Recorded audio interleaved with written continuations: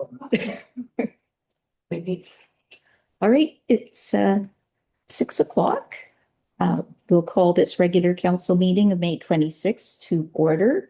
We respect and recognize the First Nations within whose unceded lands the village of Kaslo is situated, including the Tanaha, the Snites and Silks people, and the Indigenous and Métis residents of our community. Motion to adopt the agenda by Councillor Brown, seconded by Councillor Bird. Any discussion? All those in favor? It's carried. And then the minutes of the regular meeting of May 12th and the committee of the whole for May 19th. If there are no errors or omissions, I'll take an order that motion to adopt both meetings minutes. Councillor Bird and Councillor Brown. Any discussion? All those in favor? Motion is carried. And we'll move into general matters. Thank you to Councillor Bird for sourcing this video or the audio for us. Staff will queue it up. Did you want to say a bit about it before we have them play? Sure. Through the chair, it's nice to thank me, but really it was at a AKBLG meeting. We were sitting in between sessions, I think, and Larry Posikoff is the CAO of Fruitvale, and he said, "I got something for you." And then next morning he came back and he had this, which was a 45. So I actually have the 45, and I had to find somebody that could find the little turtle. Oh, yeah, yeah. I forgot what that's called. Yeah. But so his father, Serge Plotnikov, Plotnikov, sorry. His father was in back in the day, like in the 70s, was a fairly well-known both in Alberta and in this part of the southeastern British Columbia. He would write songs on commission, but he also wrote songs himself. He was quite a prolific songwriter and had a career going around to small venues between here and Alberta, and mostly kind of country songs, but he had a real knack for just coming up with. This is kind of a cute, rollicking little song that was commissioned by the Jones Boys Boats back when they were where the Kaslo condos, bay condos are now. Back then it was Jones Boys Boats, and the fishing was great, and it was kind of a promotional tune that they could sell at the store. And I think like Councillor Leithwood was saying at one point, he was on the stage at May Day. So he, being a fairly local guy, was quite familiar with Kaslo, and I just thought it was a nice little piece of history. Certainly the Joneses family were pretty tickled to hear this brought out after, what are we talking, 50 years now? Yeah. And it's online, so didn't even have to find a way to record from a turntable, which was All right. Kaslo Bay. Great. So now this will be our Arctic Council for this evening.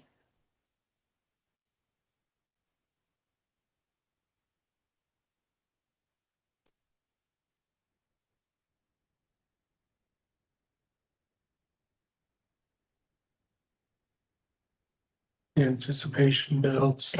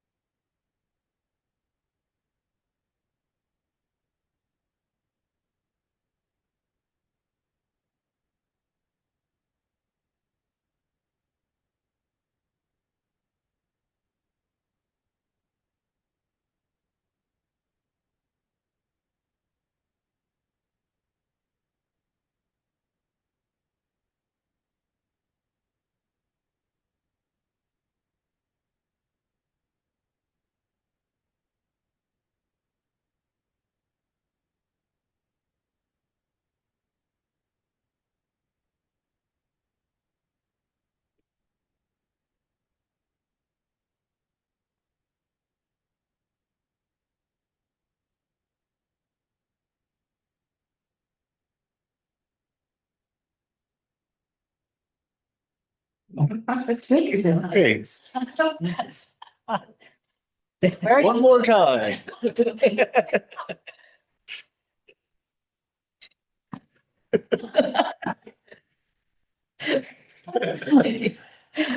Well, yeah, it was. Thank you. Great, so we'll move on, and we have no presentations or delegations this evening.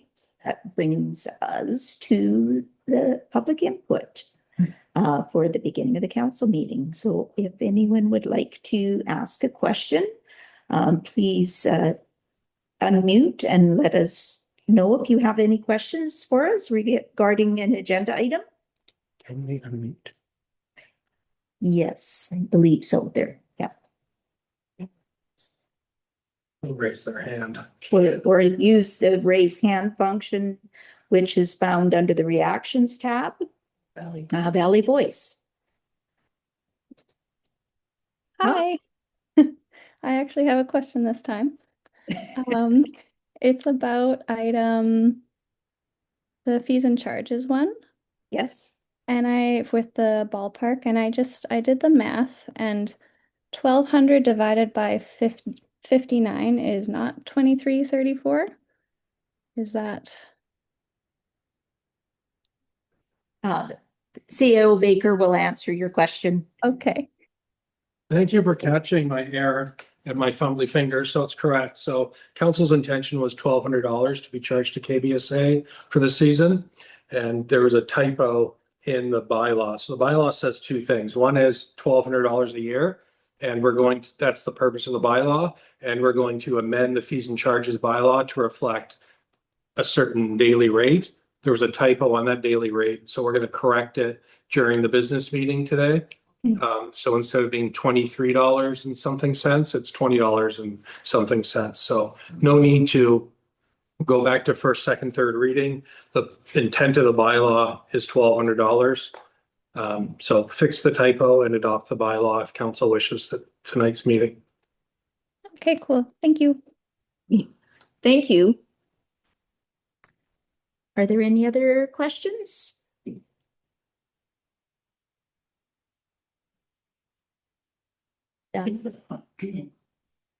No, received no written submissions. So we'll move into reports from council and staff. Do any members of council have verbal reports they would like to provide this evening?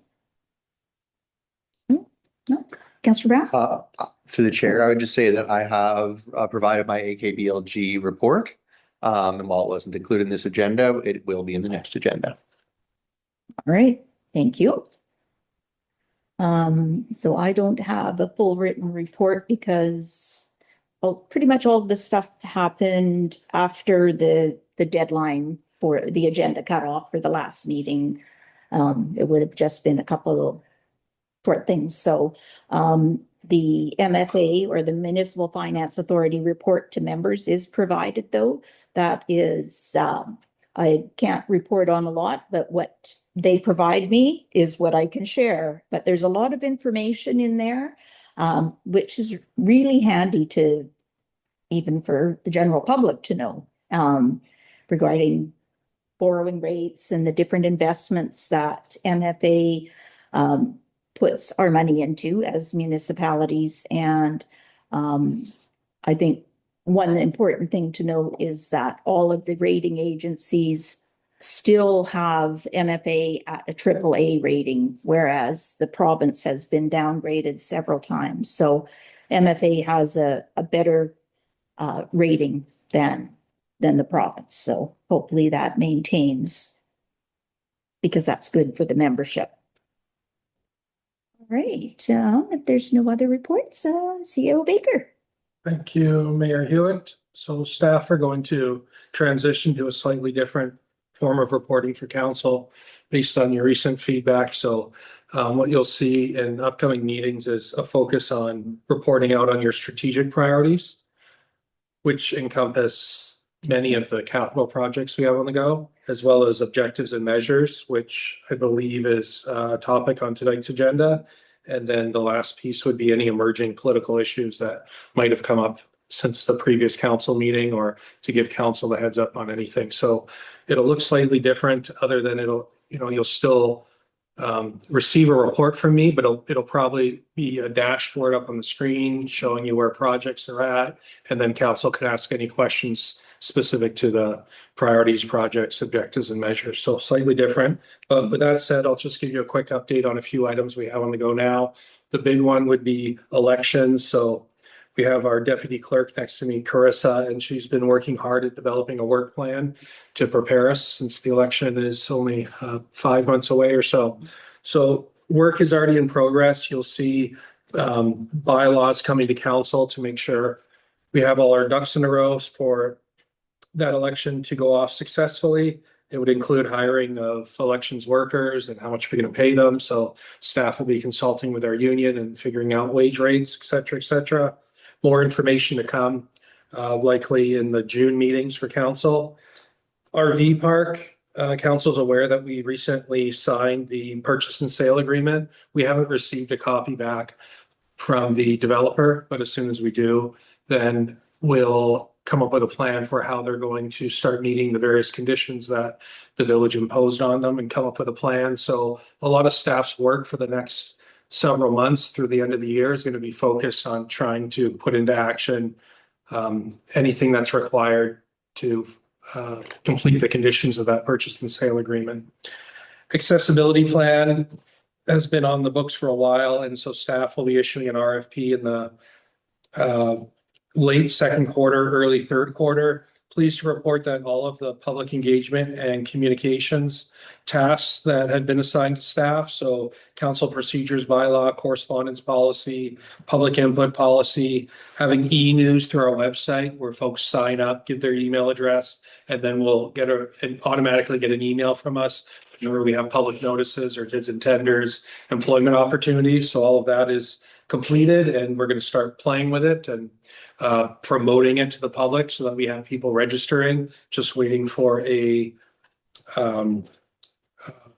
advertisement back from a designer to help entice people to register. And then continuing with our integration with Civic Web so that all of our documents, policies, bylaws are accessed through the website on the Civic Web application we have. Bear with me. Do have a plan on the human resource topic. So council knows that we have our director of municipal services and our municipal services clerk. They've been hired and are working out well.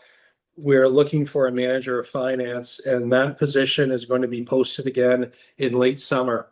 In the meantime, we've engaged with a financial consultant to come in and do a reconciliations to date and prepare spreadsheets for our financial statements so that when this new finance manager comes in, they can pick up our spreadsheets and develop our financial statements.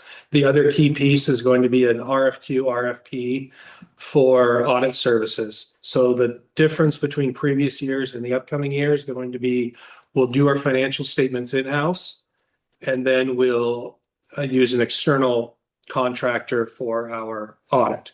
So you'll see an RFP specific to the audit services come out in the probably mid third quarter. And we've in the process of analyzing and awarding contracts for the flood and erosion planning project, as well as the source water protection plan. So the goal is to have those completed by the end of November, and we should be able to hit those targets based on the proposals we received. Thank you, Mayor Hewitt. Thank you. Are there any questions? Go ahead, Councilor Fleetwood. Chair, I've got 3 questions. I haven't looked online, but I had a public member say that the agreement, purchase and sale agreement is online, but it's not signed. Is that because that would be a legal document and it wouldn't be?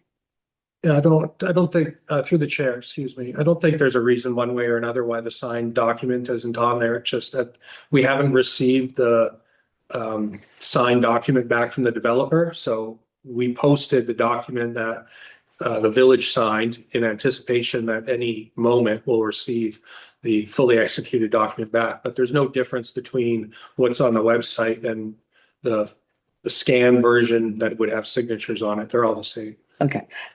Second question is, when you go to the new form of your report, will that be posted? I've had a couple of people say they would like to see the CAO report, and we usually just get it as a paper copy.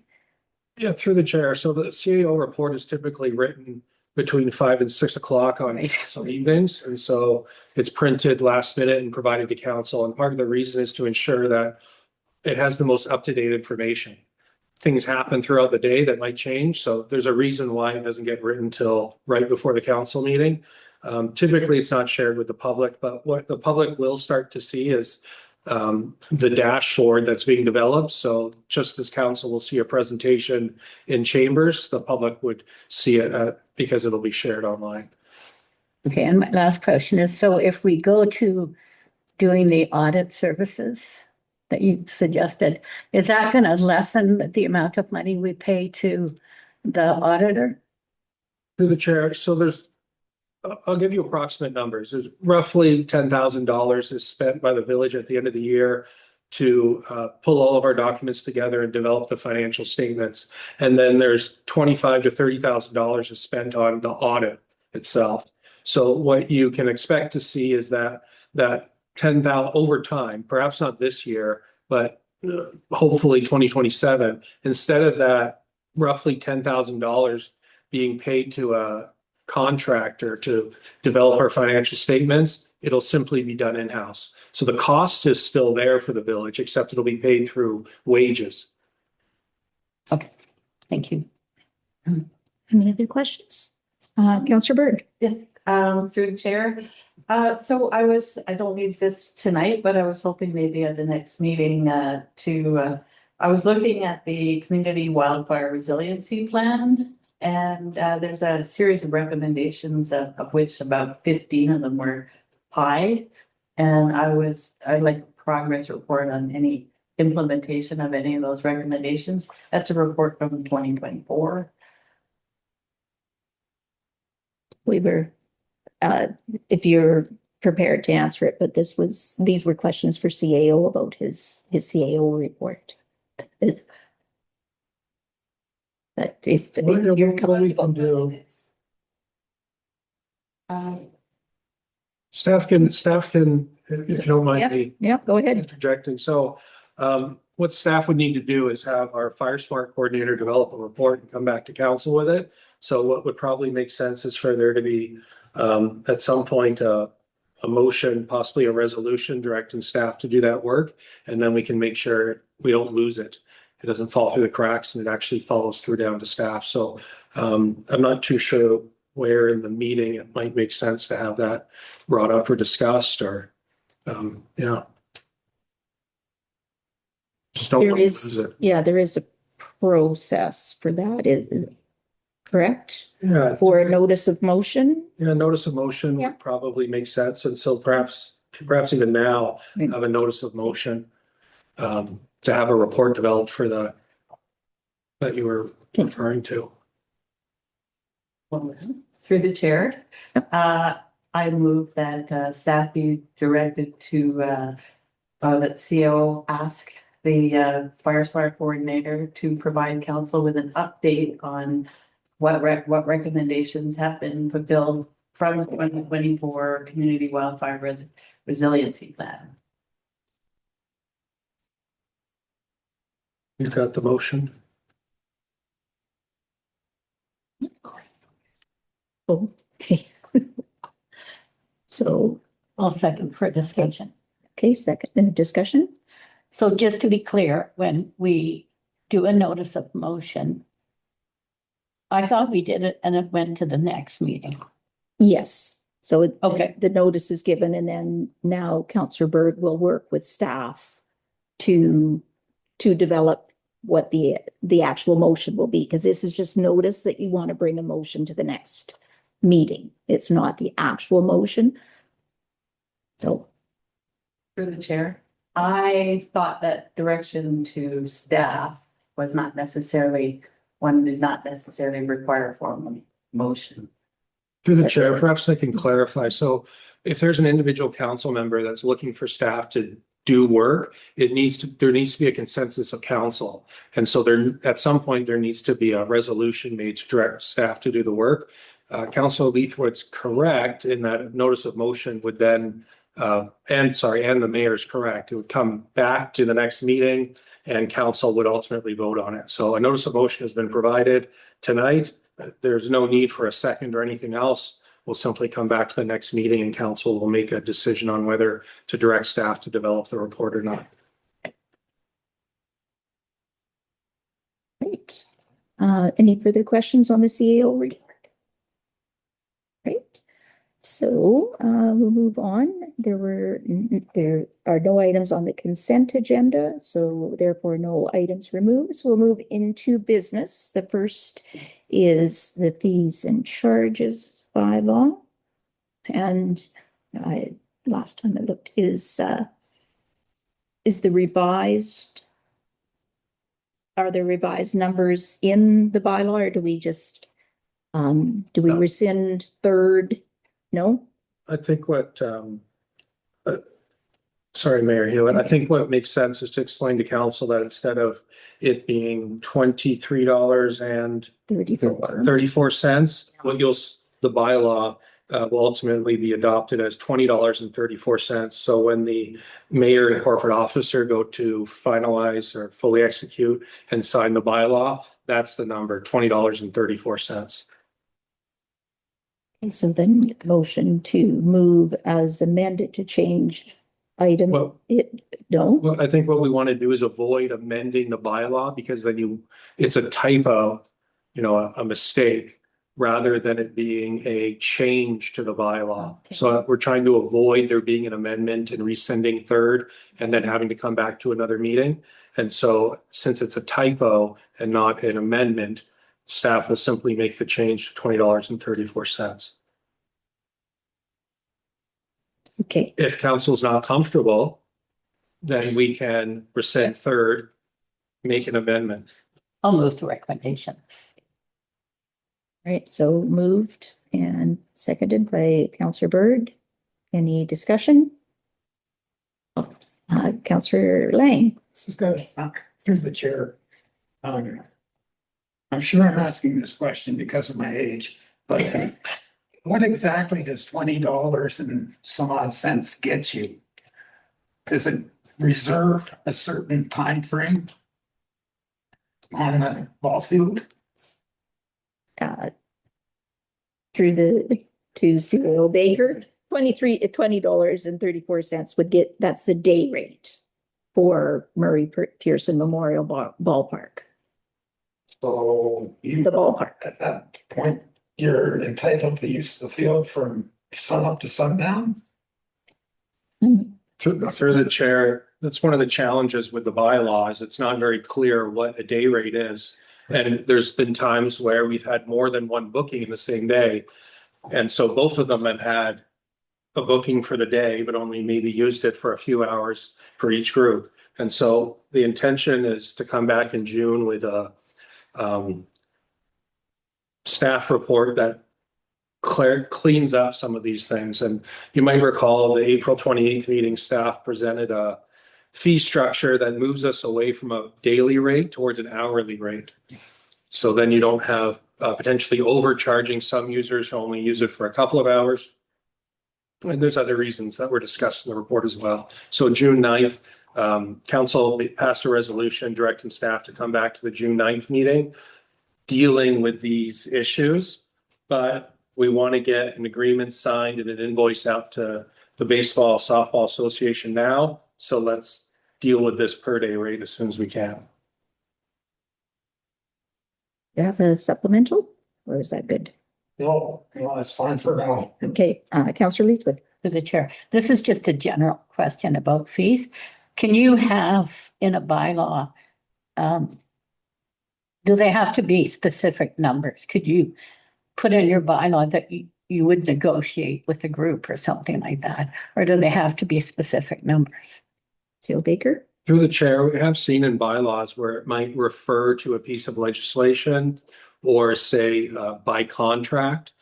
And so, as you know, one of the practices of council has been rather than following fees and charges in its bylaw, they'll enter into one-off agreements with various user groups. And there's pros and cons to using agreements versus applying the fees and charges rates. But I'd say that we would want to avoid as much as possible not having specific rates in our bylaws. Okay, thank you. Any further discussion?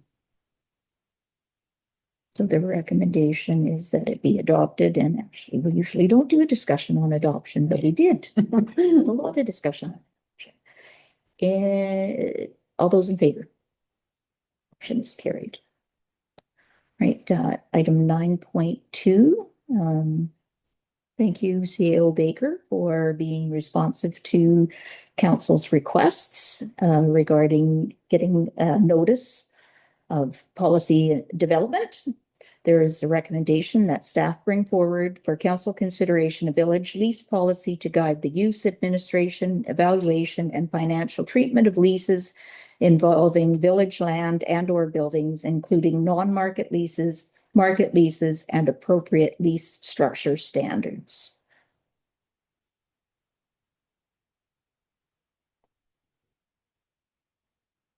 By Councillor Lang, second by Councillor Bird. Discussion? Councillor Leitwood. I'm going to speak against this, not because I don't think we need a policy. I think that it's good to regulate things. I just feel like we've made a lot of changes to our policies in the last 3 or 4 months, and some of them are quite big changes. And I would really like to see those through before we enter into another policy change.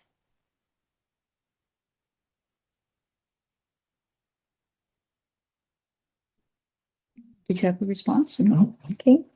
I do have a question. Is this because we have multiple leases that are due to expire this year, so that it would be good to have clarity for any future lease negotiations?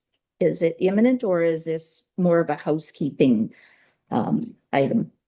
Thank you, Mayor Hewitt. So staff are concerned that there are several leases that come due this year.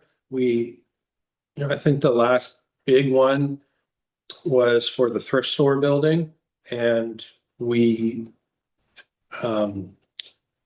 figured out we learned some things from that process about ensuring that we consider the community good or the value that's provided by a nonprofit organization, and how to incorporate that into the lease. Council was introduced to the different types of lease structures. Triple net leases that involve insurance and maintenance and taxation, how it relates to permissive tax exemptions. And so what staff are concerned about is heading into these several different leases without having some clear bumpers or guidelines for how council wants them dealt with. It could end up being a lot more. Every staff report will certainly be much longer and more intensive if information kind of needs to be revisited for each and every lease, rather than having a policy in place that can be easily applied to each one. And then council has some guidance on how decisions might be made. Those would be my comments. Did you have a supplemental, Councillor Leitwood? To the chair. I agree with what you're saying. I understand that, but one of the beauties of being in a small town is that we are able to negotiate leases with nonprofits that help them afford the activities that are happening in those facilities. So I guess I'm concerned that if we move too far away from that, then are those organizations going to be able to afford to continue to offer the activities we have in Kaslo? Mr. Brown? Through the chair. There's quite a bit of this that I do like. I think that the consideration of the partnering agreements might be a good solution for a lot of our nonprofits and organizations that are providing services on behalf of the village that we're not able to. I think some of my concern that I share with Councillor Leithwood would just be around that when we do set rates, that that it sounds kind of stupid, but that we're bound to that rate. So that when we get, we can use, Ball as an example, you were bound to that $30 a day rate because that was in a bylaw. So that's what you had to bring forward. And it didn't allow for much creative thinking because it's a number that we've predetermined, which doesn't really give the ability to look at, some of the considerations depending on what organization's coming forward to us. And so I, I do believe that this is important to do, and then there's a lot of things in here which I really like. And I guess that my only hesitation is based on the more, exact we get, the less room we have to move. And I think that there is a lot of value in being able to look at organizations that are different in a different light, so. Mr. Bird? Through the chair, well, I appreciate all this, but I don't think it's necessarily germane that the P's and charges are is the bylaw that has numbers on it, and that this would be policy development where council could be suggesting when it comes to leases, you negotiate with a lessee. And these are the kinds of things that we feel is important to be a part of the negotiations, so that when you're weighing how much should be charged, of course, from the village's point of view, we understand how much it actually costs per year for that facility to operate and to have a decent asset management plan for that building in place. So we have the costs, but in a policy, this was my understanding of this approach, was that these are the factors that should go into the negotiation beyond the actual straight numbers that we have to deal with. That this is actually a step past just looking at expenses, and the type of negotiations that we request as council that would go into the policy would mitigate the difficulties of a nonprofit being able to afford the actual expenses. So it'd be up to us to taxpayers take care of this part of it, and the lessee takes part of that. And these are the obligations and these are the responsibilities that can be negotiated. And these are the factors that we would like to have considered during negotiations. So that's what I understood this approach to me. If I was wrong. I would agree with you, Councillor Bird, that it's not in any way trying to predetermine what any lease rates will be, and it will give us input onto what should be considered when lease contracts are being developed. It doesn't take that away from us. It actually gives staff the guidance that these are the things that we would like looked at during the formulation of leases. What are the important values that we want considered? And we have to separate, because some of these they're not all for not-for-profits. We do have for-profit organizations that have leases with us, so we don't want to end up not capturing those appropriately. So it's not just for not-for-profits, and there was never any intent with any of the leases to penalize organizations. It was staff following the policies that are in place at the time. And as has been stated, we always have the ability to vary those, which we have done. So the motion has been moved and seconded. Is there any further discussion? Councillor Leithwood. Part of my intent was not do the policy, but I feel like there's other things that we're doing right now that we could just maybe defer this till later on.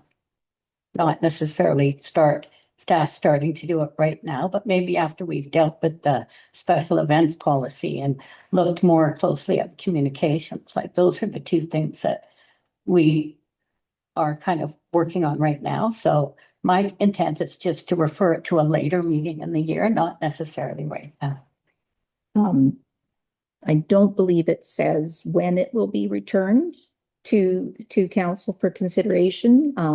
Staff is are the only ones who know what will fit in the work plan. And I think would be in a position to know where to prioritize their efforts.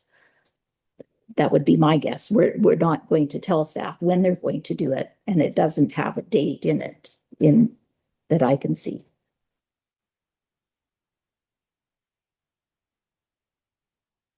Is that correct? Just at a future date is what?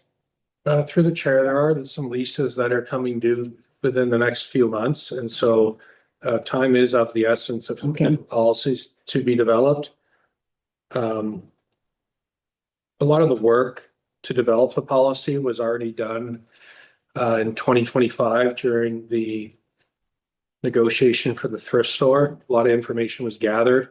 Various different sample policies from other communities was gathered. And so staff can pull together a policy with quite a bit of ease, and it would certainly help streamline council's consideration of the policies that you'll see in the next few months.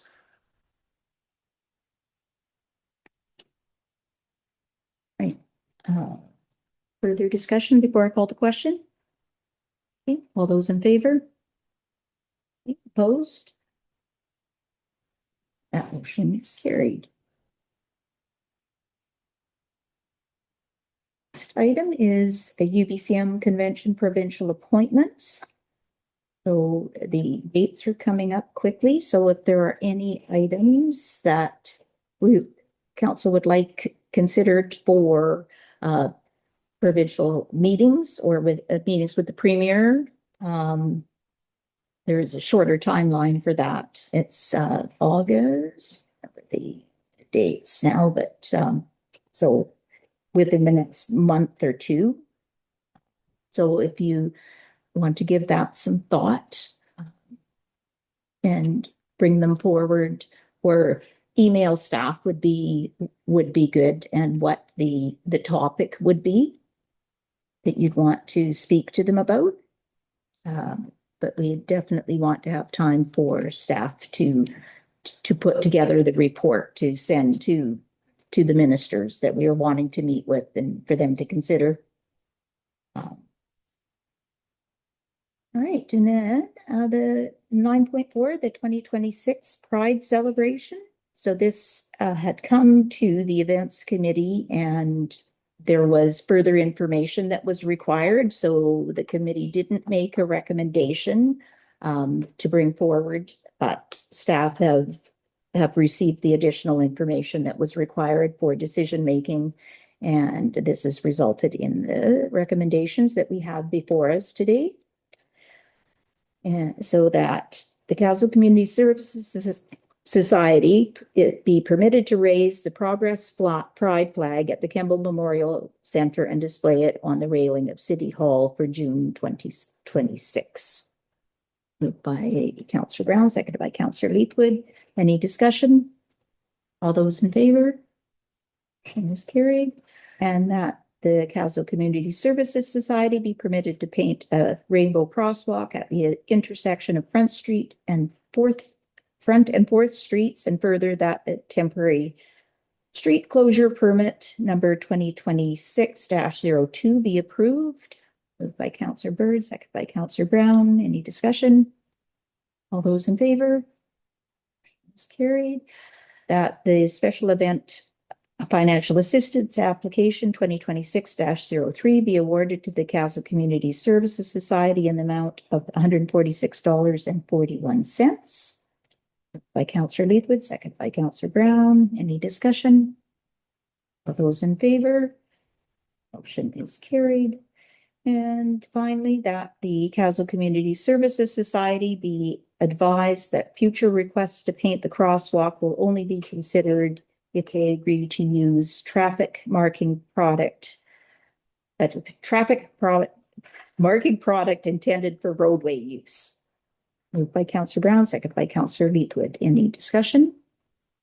All those in favor? Motion is carried. All right, and on my notes, I do have the they do like to have a member of council, and normally it's been myself, but that week I will be away in Edmonton for the Federation of Canadian Municipalities Conference, so I won't be able to attend. I have spoken to Shannon and let her know that that was the case. And I believe that Councillor Lang is acting mayor at that time. I was struggling to find the acting mayor roles. I went from the last year, assuming that his is the same as the previous year. It would be Councillor Lang who would be up, because I believe that both Councillor Leithwood and Bird will be away for that time. So it's one of the two of you, if you would be able to, and just, you don't need to answer now, but just to consider it. Saturday, the 6th, I believe it is, Councillor Lang. Saturday the 6th, That is the date. because I'm gonna be in Edmonton in June too, so. Okay, this is the first Saturday in June. That weekend. Okay. And what about yourself? If it's the Saturday and it's around 11-ish. I believe I am around that weekend. So, I was, if typically it would be the acting mayor if that works for you, and if not, Counselor, if it's not yourself, then you two can decide. We'll leave it. I just wanted to mention that, just so that somebody was queued up to do that. And I know I was there for the entire event last year, but there is a specific time if you've got time constraints, and they will have the wording there. Last year there was a bit of a scramble to get the wording of the proclamation, but 2 years ago or 3 years ago, I did it and they had beautiful wording. yes, but they forgot to do it for me last year, so we struggled a little bit, but it worked out. They managed to find it. All right. So that brings us to item 9.5, which is the 2026 to 2027 municipal objectives and measures. And CAO Baker has a presentation he will share with us. There, do it. So we'll go through our presentation here, just to let council know. Discussion of objectives and measures is one of the few items in which council is permitted to go in camera and have a discussion. And so if any point you feel like you'd like to do that, then simply a motion and second and resolution to go in camera is all that's needed. Otherwise, I'll walk through the presentation.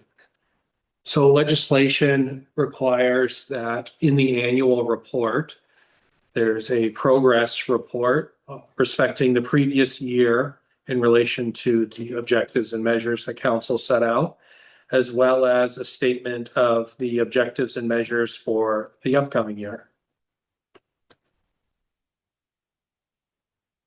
So as council is very well aware of, with our autonomy also comes public accountability. Autonomy from the province is what that means. So we are also accountable to the public and need to report to the citizens about the services we offer and our efforts to improve them, as well as to raise taxpayer awareness and knowledge of what our municipal services are.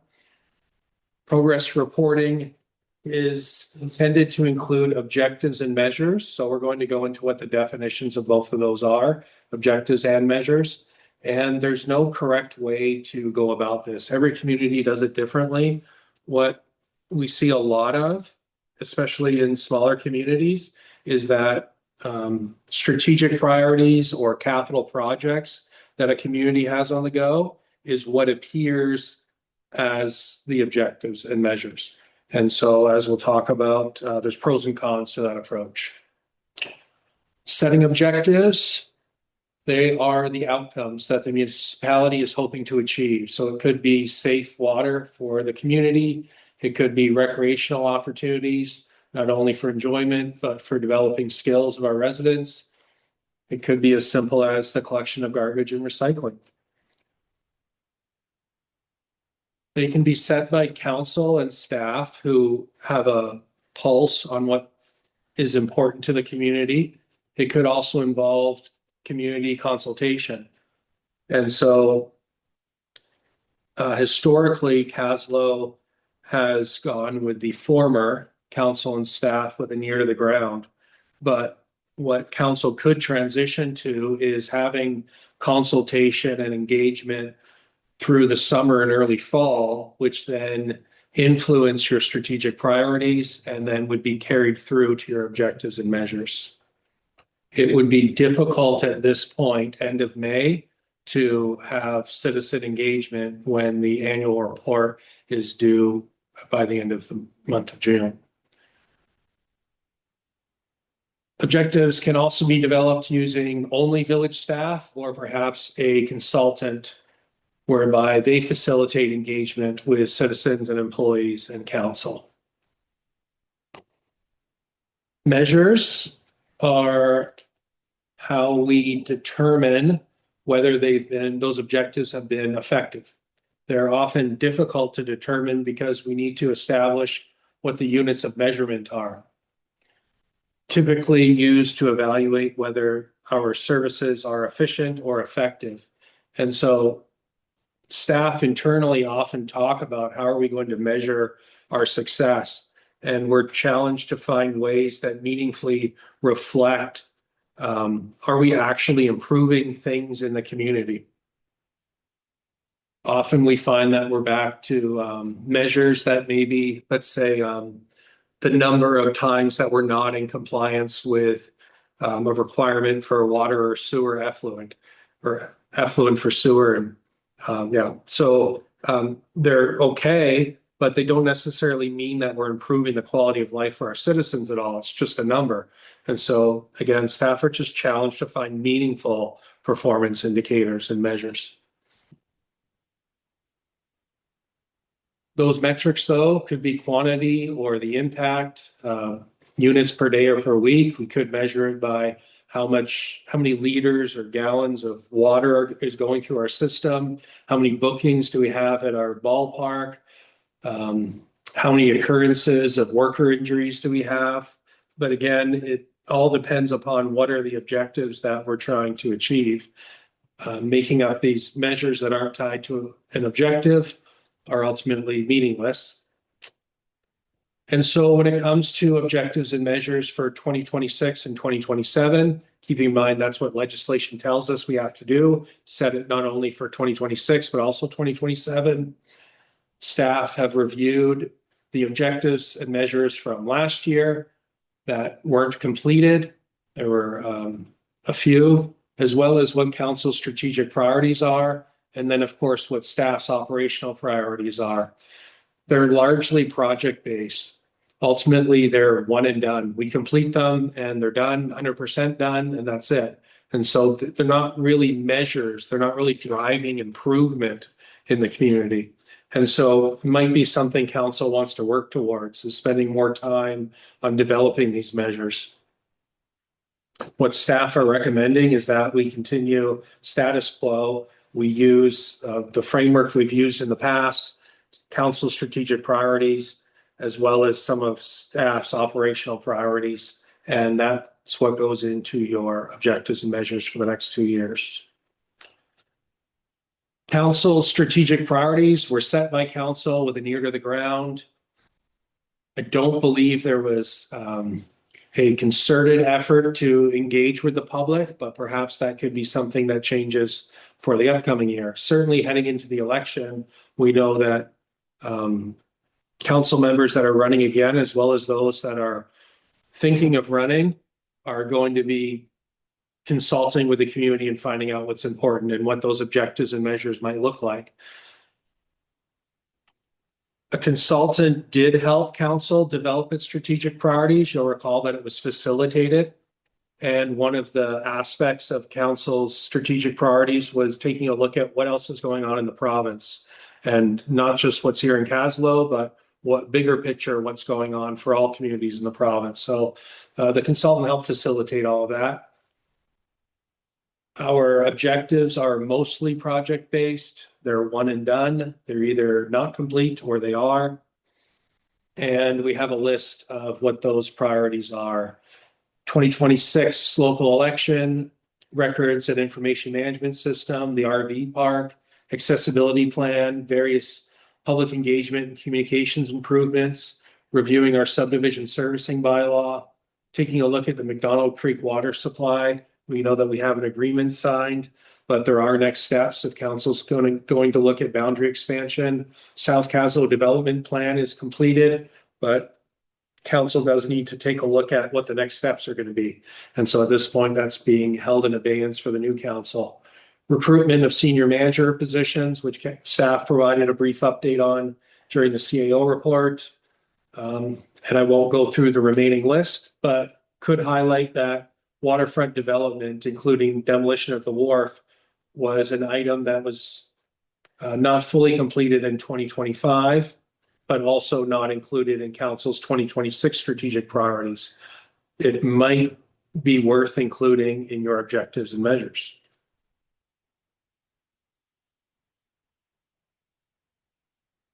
Operational priorities. So these are set by staff who have a pulse on what's important at the operational level, and they're focused on what our core operational needs are, ensuring we're compliant with regulations and delivering the services in accordance with our bylaws and policies. Often focus on our governance and operation systems, as well as improving the efficiency of our municipal services. But again, they're one and done.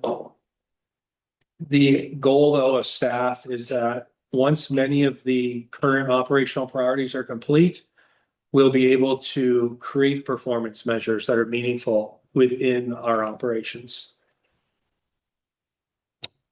And so there is a list of 2026 operational priorities that have been provided to council. What's important to note is that council had strategic priorities last year, and some of those priorities fell off of the list for 2026. But that doesn't mean they're not high priorities or even in progress and operational priorities. So although they're not on council's list, they are on staff's list. And 3 of them are highlighted on this slide, including our asset management program development, preparing for the Moy Amphitheater slope stabilization project. So determining a scope for design. And then there are a large number of administrative improvements that are on staff's work plan, including next generation 911, modules for our finance system. Staff have asterisked development and implementation of staff training plans. And there's an asterisk there because it's going to need to be pushed to 2027. There are then a couple of items related to the DAPR grant that the village applied for in the fall. Those focus on permit approval processes and procedures, as well as subdivision approval processes and procedures. So those are grant dependent. We can't move on them until we get the grant. There's also ensuring we're in compliance with conditions of our water treatment plant permit and wastewater treatment plant permit. Those are on the desk of our Director of Municipal Services. There's also regulatory compliance for electrical permits. And the 3 primary facilities would be City Hall, Kemble Memorial Center, and the arena. Another item that's been asterisked would be using a computerized maintenance management system for our buildings, roads and grounds, parks, utilities, and fleet. So given constraints, that'll have to be done in 2027.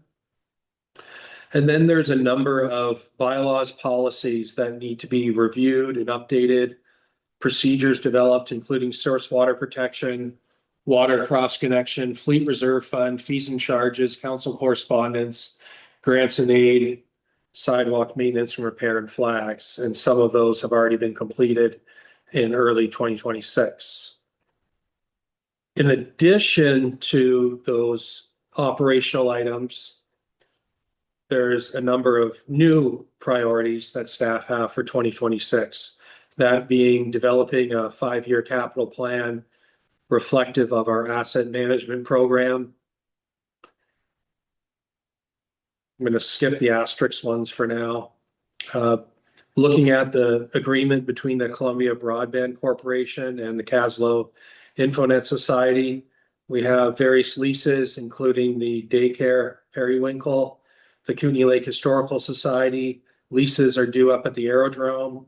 There's an agreement we have with BC Wildfire Service, Kaslo Riding Club lease, various fire safety plans for our public occupancy buildings, street sign and road marking implementation plan, and a variety of other bylaws, policies that need to be looked at as well, including the development of procedures. So staff right now is just going to jump back to the asterisk items. Earlier this year, council provided direction for staff to investigate what a purchase and sale agreement might look like for the land that's being used by search and rescue. That lease we currently have is going to come due very soon. I believe it's the end of June. And there hasn't been enough time to dive into what that sale agreement might look like.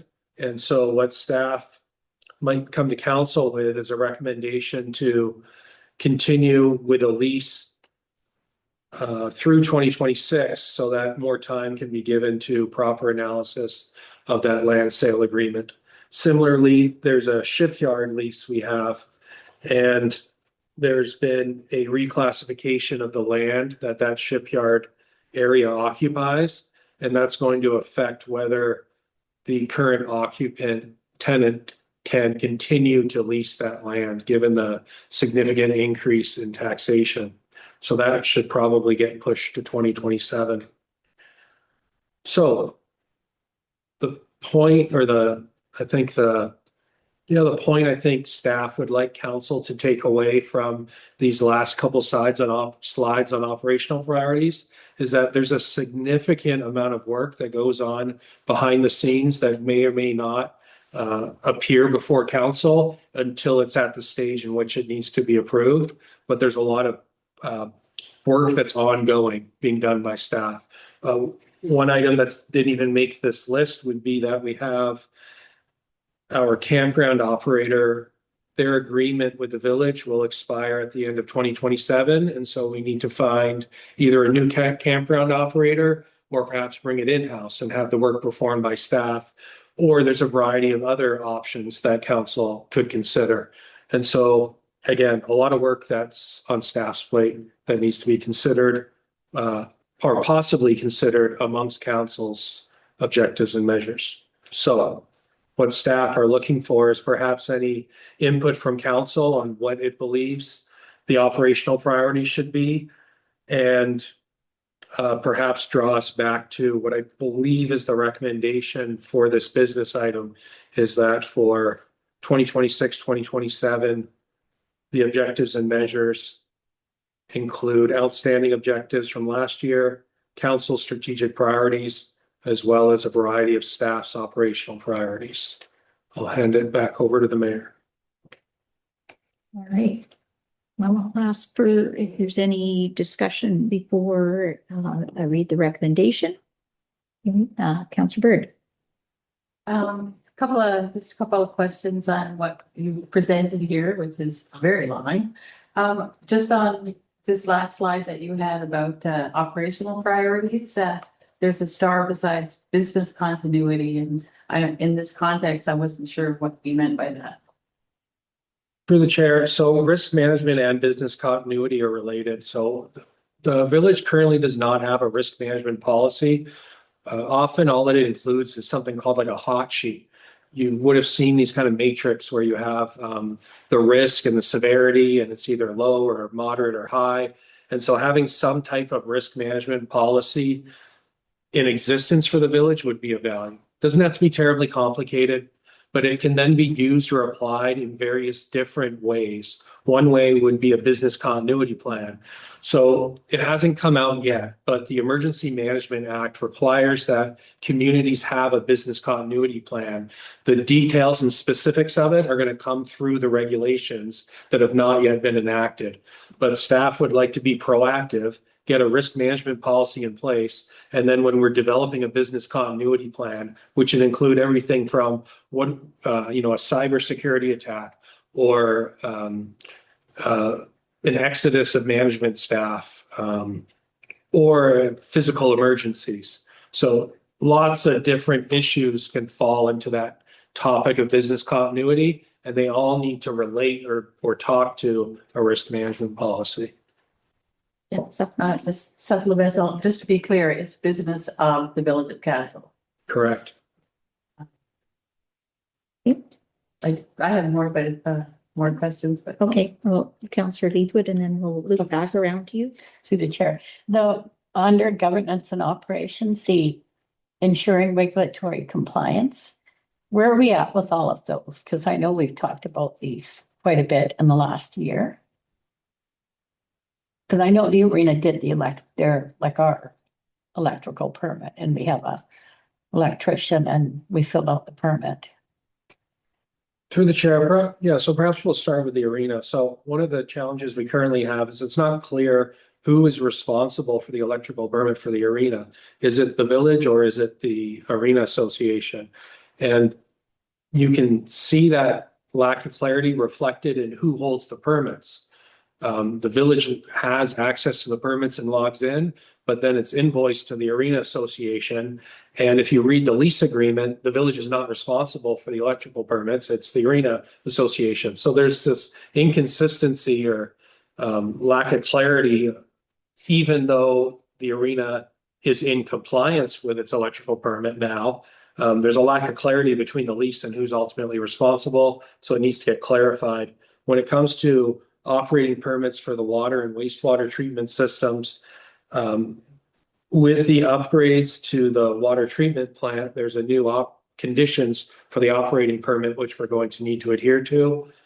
We're currently in compliance. It's all good, but there will be new conditions. And the wastewater treatment plant, we recently received a new operating permit, and we're going to need to ensure we remain compliant. And to do that, we need to put processes and procedures in place that tell staff exactly what they're going to need to do whenever effluent falls out of the established range for compliance. So largely administrative in scope. Okay, thanks. Any other questions before I loop back to Councillor Bird? Okay, go ahead, Councillor Bird. Through the chair, there's no mention in these objectives about the paving program. Through the chair, perhaps you can clarify what you mean by the paving program.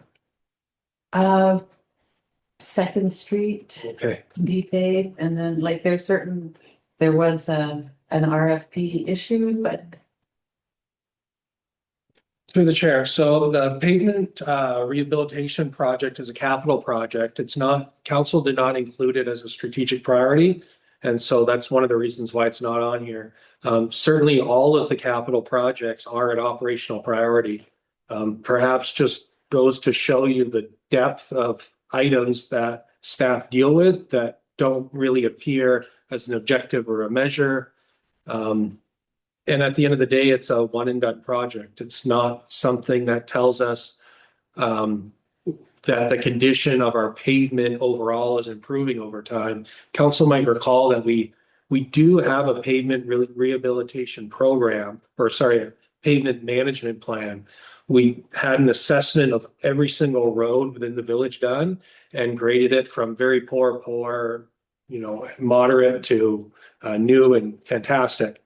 And so if we were to look at objectives and measures with respect to pavement, we should probably look at increasing the percentage that is in the acceptable range and get us out of the poor and very poor categories.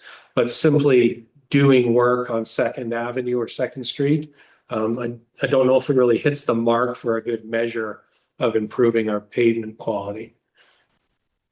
But looking forward into future years, I think it's something council should definitely consider. You had another one? Go ahead. Through the chair, also no mention of parks throughout this objectives and measures. And I know when we did our council priorities, we put it in basically in the parks in the parking lot because there was so much that was on the table, but to develop a parks master plan or to improve the facility at the playground. These are things that, we decided there was too much going on in the upcoming year. But, that you would think that just, I was just surprised that Parks writ large was not in this, document that I was reading. Through the chair, staff would certainly agree.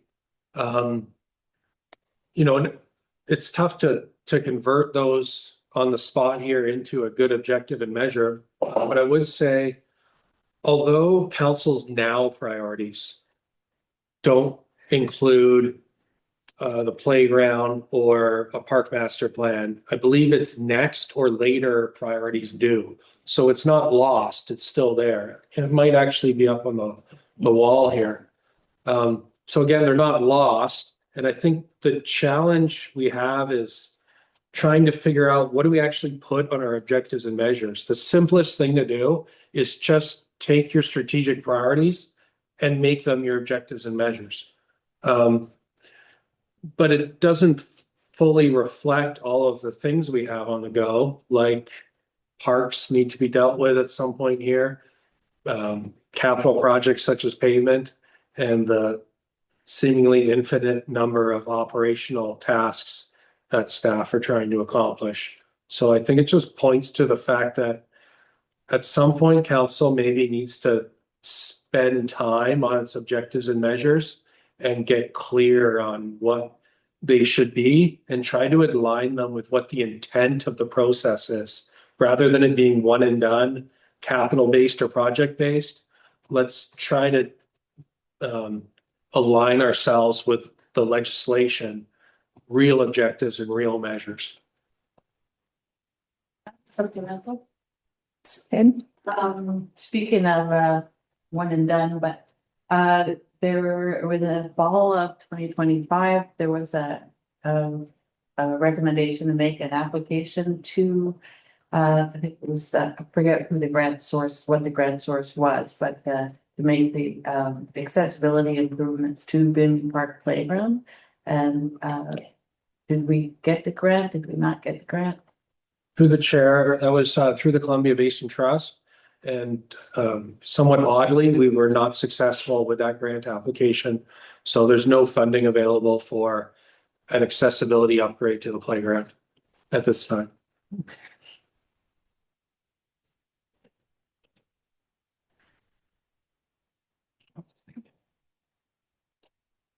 questions? Councillor Brown. Let's do the chair. Putting things into this as objectives and measures, does that tie us to the outcome? For example, you know, the boy stabilization was in the 2025 one. In our 2026 strategic priorities, it wasn't included, but that work is being moved forward because it was in the 2025 measures and objectives. So if we put things into this municipal objectives and measures that a future council were to determine that they weren't going to move forward with, you know, in the immediate, as we determined, would they be bound by the decisions that we're making? I think, yeah, you can answer that one, yeah. No. If I'm wrong, you can No, no. let me know, but no, we can't bind a future council unless it's something that work is already, you know, in progress and it would be silly to stop work on something that's significantly done or a lot of money has been expended on. But no, any council, future council can choose. We chose not to move some of our own priorities forward, right, from one year to the next. Yet they were moved forward through the operational side of things. And I wasn't sure if that was due to them having been tied to the 2025 measures and objectives, or because we were so deep into that project, there were leftover funds from Legacy Park that needed to be expended. So I just wasn't sure if there would be a benefit to removing things that we knew we might not be able to get to. for the one you're referring to, there are other reasons. It's not just a beautification Mhm. project, the one that you're referring to, so it does have to stay on, in my view. Mhm. So, and I think that's probably why staff didn't let it drop right off the list. It's maybe not going to be actioned immediately because we were waiting to see what funds were remaining from the Front Street Park project, but we have chosen to reallocate those funds to the Castle Bay Park washroom. Of course, yeah. Councillor Leetwood. I was also just going to mention that that particular item has been on the project list for a very long. Yes. Yeah. So, Yes. yes, future councils can do what they want, but you know, at some point it's going to have to be addressed, or else it's probably going to cause some kind of issue for the village. Mayor Hewitt, could I just offer one last thought here? So, you know, as we kind of gone through this presentation and council asked its questions, I can't help but think of, you know, if we put all of these things into the objectives and measures for the next 2 years, it's so daunting that notwithstanding the recommendation that's in the staff report, but what I might like to suggest is that we simplify it and that for the 2026 to 2027 objectives and measures simply reflect council's strategic priorities for 2026, including your next and later or after, and leave it at that. And then perhaps staff will make a mental note that with the new council, as early as possible, have a session to talk about objectives and measures and see if we can create some that are meaningful for their term. Anything else? Councillor Leetwood. It's a general question. Yep. At one time, we used to have 2 strategic sessions. Yes. We had one in June and one, and I'm not sure why we stopped doing that, but like, it seemed to make sense that, you know, you set them in whenever, and then in 3 or 6 months or whatever, you have another one and revisit them. And then you can kind of see which ones are moving forward and which aren't.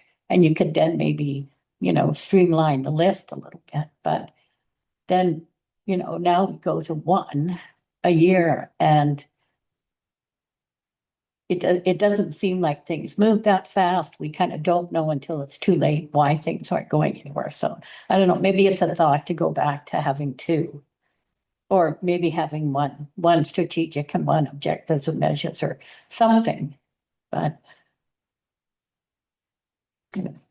Can I offer? Yes. Yeah, through the chair. So a couple of things. One is, I think, so a couple of things. You have a strategic plan that was set at the start of your term, and then priorities came out of it. And what we've done is every year revisit what those priorities are, so council can determine what do you want staff to do for the next year. And we need those priorities established in the fall so that staff can do a couple of things. 1, determine our staff work plans for the year. And 2, it influences the budget development. So we need to know it at that time. If you revisit and change things in June, right after the budget's been passed through bylaw, it's very unproductive. But further to your comment about tracking progress and making sure things are getting done, a tremendous amount of work has been done in the last couple of years with your strategic priorities, and staff still have faith that we'll be able to accomplish everything that's on the books by the end of your term.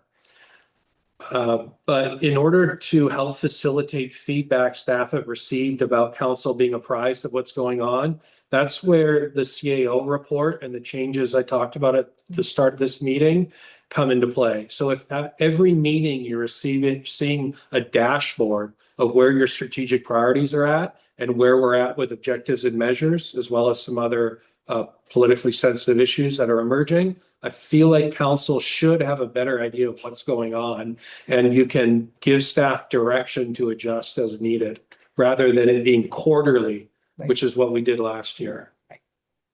Okay. Anything else?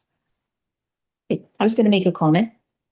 Uh, I think that really looking at our list, we could easily turn many of these things into objectives. Maybe we haven't framed them like that, but when we undertake projects, and because we do have an objective in mind, there it's to improve safety or to provide additional recreational opportunities, and we just haven't discussed it in those terms.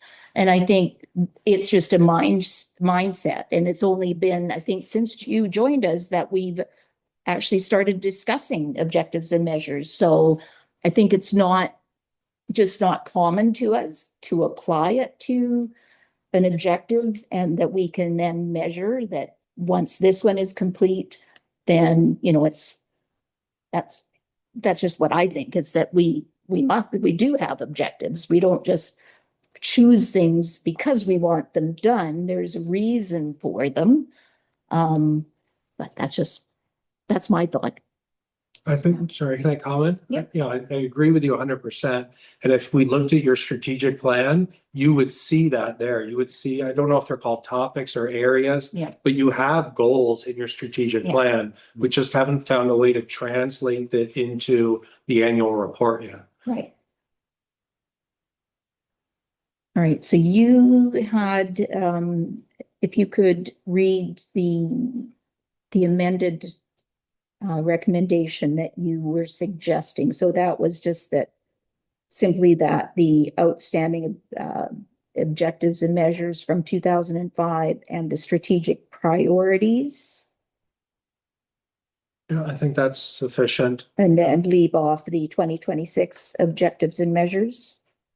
Sorry, just correction. I would say, should I'll read the recommendation with the deleted Okay, words.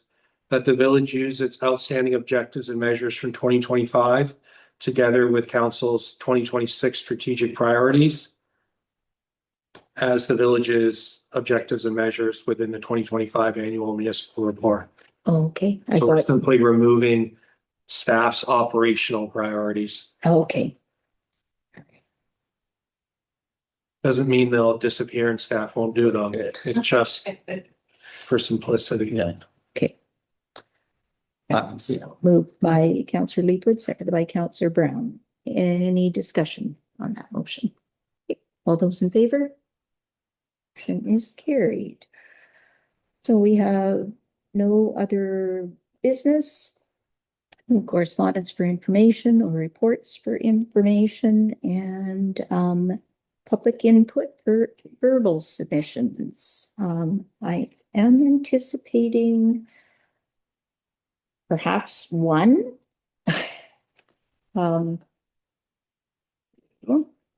Um, so speakers can only address council on items of business appearing on tonight's agenda, and we will allow 10 minutes for questions.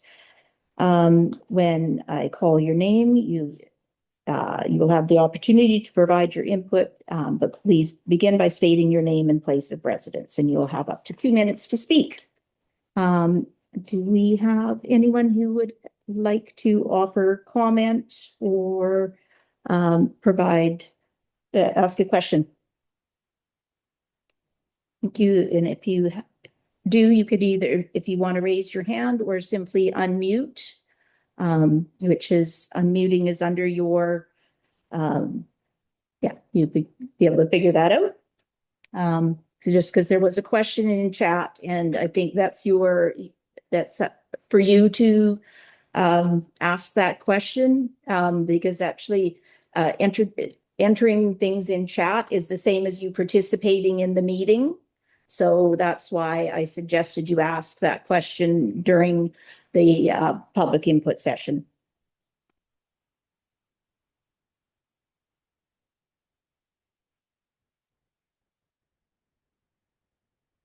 Right.